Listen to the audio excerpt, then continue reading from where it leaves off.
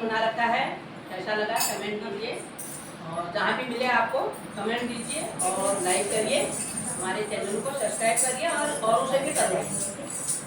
सावित्री माँ के सुहाग यमराज के पाँव पकड़ के, सावित्री माँ के सुहाग यमराज के पाँव पकड़ के।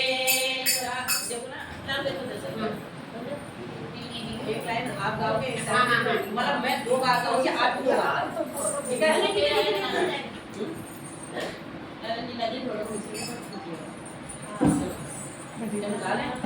सावित्री माँ के सुहाग यमराज के पाँव पकड़ के, सावित्री माँ के सुहाग यमराज के पाँव पकड़ के, यमराज के पाँव पकड़ के, यमराज के पाँव पकड़ के, यमराज के पाँव पकड़ के, यमराज के पाँव पकड़ के। सावित्री माँ के सुहाग यमराज के पाँव पकड़ के,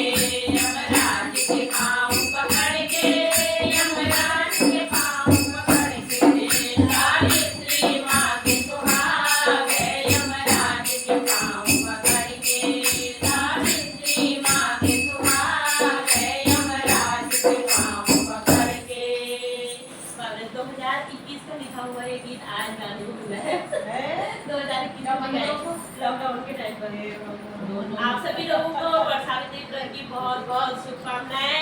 ये था मंदाकिनी द्वारा स्वरचित